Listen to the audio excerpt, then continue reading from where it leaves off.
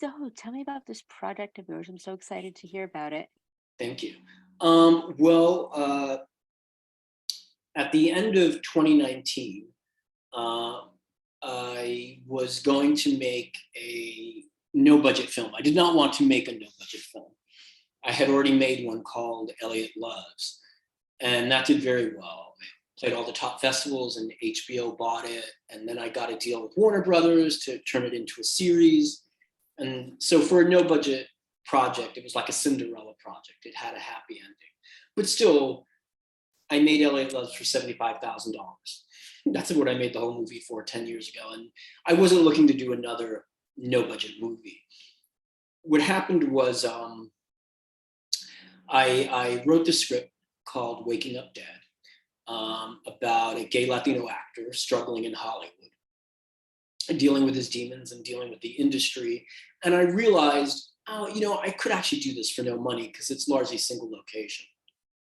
And because of Elliot Loves, I knew the type of people where I could very quickly raise 50 or $1,000 from. Again, it wasn't my intention to make a no budget movie, but I was like, this could work. And so Carrie Barden, who's a great friend of mine and is a top A-list casting director, he did Sex and the City and The Help and Boys Don't Cry, and he cast Elliot Loves, and he's like, I'll cast it. And it just started to come together very quickly. The quickest thing of my career. Within weeks, I had money, we had a cast, and then the pandemic hit weeks before we were about to shoot. And what happened was, because the project was so small, right? And because me and my producers had a great relationship with SAG LA, we were one of the first projects they approved to shoot in LA. And I was like, okay, well, it's good that it's no budget and nimble, meaning I didn't have a lot of locations or a big cast, so it was safe to shoot. And we were the only micro budget film to shoot in LA at the height of the pandemic. We shot in September 2020. And accordingly, we got a ton of press. I was on the BBC, we were in the Hollywood Reporter, we were on Deadline.com, we were in Variety, because we were the only thing shooting, And it was this kind of fairy tale, this no budget gay Latino project that SAG had allowed to shoot, that managed to shoot in LA at the height of the pandemic. And I was so proud of that, I was so proud of that. Really proud of what we pulled off, kind of outside the system. And, I had a great cast: Tracy Lords, Judy Geeson, who had made her debut all those years ago in To Sir With Love, and of course was on Mad About You, and Gabriel Sousa, who's been on Westworld and As We See It and Call Me Cat. We put together this great cast, and it was a really exciting thing to do. And we were also excited to show up to work every day because nothing else was going on in LA. September 2020, the city was still very much locked down. There was nothing big budget shooting. We were one of only 5 projects in all of LA to shoot that month. And it was wonderful, And I loved it. I loved it. And I was so proud that we pulled this off. Ultimately, it cost $75,000. Post-production was when it got very difficult, because we had editors who dropped out because they got COVID. We lost financing for post-production because people got COVID. So then now we had to raise more money. The lockdown got worse in LA at the end of 2020. And there was a lot of people on the post team who left because they got COVID, and so post ended up taking me well over a year, even though I shot the whole film in 11 days. 11 days. Yep. Well, because that's why SAG approved us. I wasn't going to shoot for a month, you see. There were fewer variables in shooting largely in one location for 11 days. That's how we got approval, but you have to stick to that. I couldn't add days or more locations. But for a project that was so charmed, that's the word I've been looking for. It's like a charmed project. And so nimble, post-production was just a hell, And I also think, to be honest, there was something of a cultural shift, because a lot of people, I think, I want to say because of the pandemic money, like they didn't want to work, and it was just, and a lot just, fell on me, and I became like a one-man band in post. And, and so post was really, really tough. It was me in my kitchen right here, editing every day, by myself. And because of COVID, I couldn't have anyone beside me to show it to, you know what I mean? Right. And so it was, post was really tough. Fortunately, I love editing. Post was really tough. Then we finished the film, and if you go back again, BBC, Hollywood Reporter, we were this provocative sex comedy, and when we started entering into festivals, including top festivals where all my work has played before, they were literally like, the film is too provocative.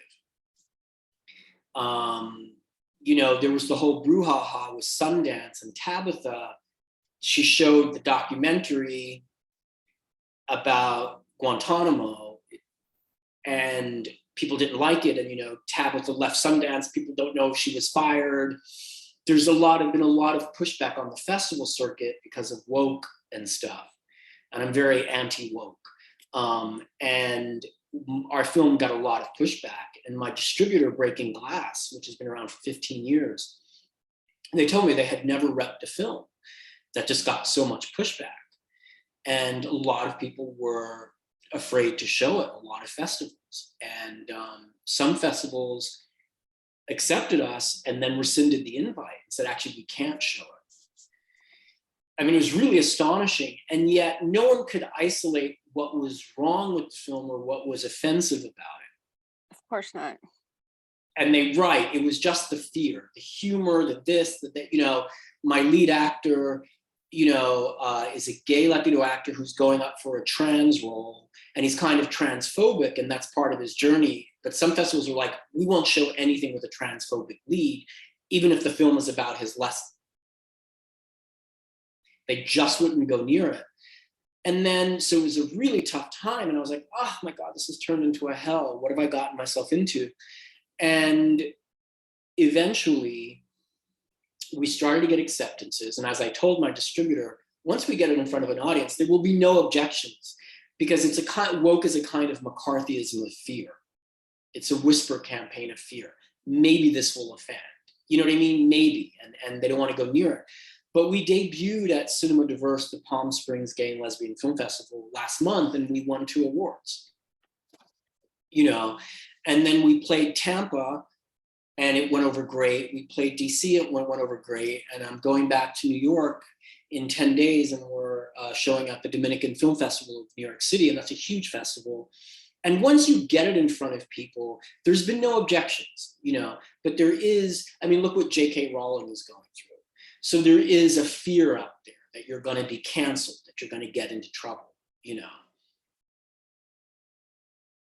And what would you say was your favorite moment about filming, or your favorite thing you can't wait for everybody to see?